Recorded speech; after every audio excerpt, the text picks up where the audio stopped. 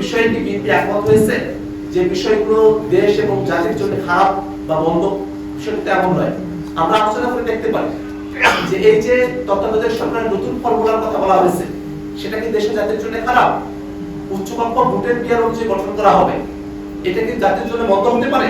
সরকার যখন সংবিধান সংস্কার পরিষদের শপথ গ্রহণ করলো না এবং গণভোটের রায়ের বিপক্ষে যখন অবস্থান গ্রহণ করলেন, তখন আমরা বারবারই কথা বলেছি যে আপনারাই তো সংস্কারের পক্ষে, গণভোটের পক্ষে, হ্যাঁ জন্য আপনারা ক্যাম্পেইন করেছেন, যদিচ তারা খুব সমস্যায় হ্যাঁ পক্ষে ক্যাম্পেইন করেন।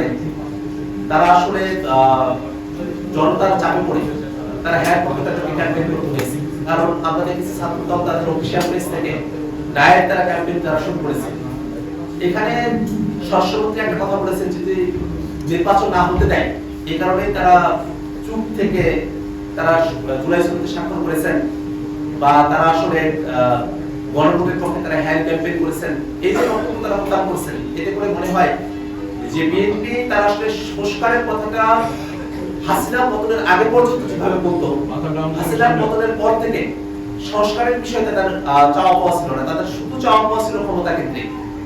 এই ক্ষমতা কেন্দ্রিক চাওয়া পাওয়ার বলের মধ্যে যখন তারা পড়ে গেছেন, তখন সংস্কারের বিষয়গুলোকে তাদের কাছে চাপই মনে হয়েছে। তারা আসলে নিজের ইচ্ছাতে সংস্কারের পন্থী একটা অবস্থানে তারা ছিলেন, এটা কিন্তু তাদের বক্তব্যের মধ্য দিয়ে আর প্রমাণিত হয় না।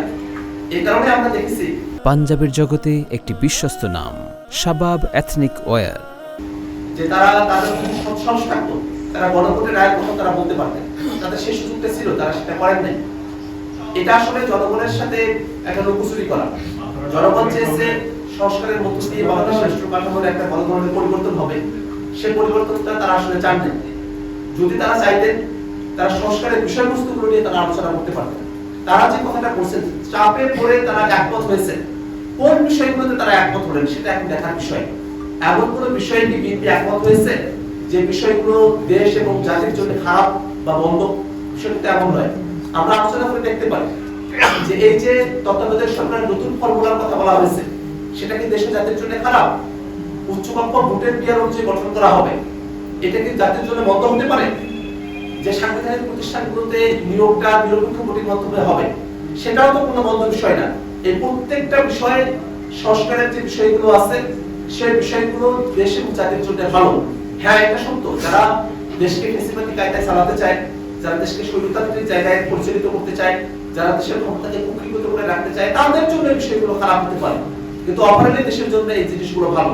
আমরা সেই বিষয়গুলো নিয়েও তাদের সঙ্গে আলোচনা করতে পারি। অত্যন্ত কমিশনে আমরা দিনের পর দিন এই বিষয়গুলো নিয়ে আলোচনা করেছি।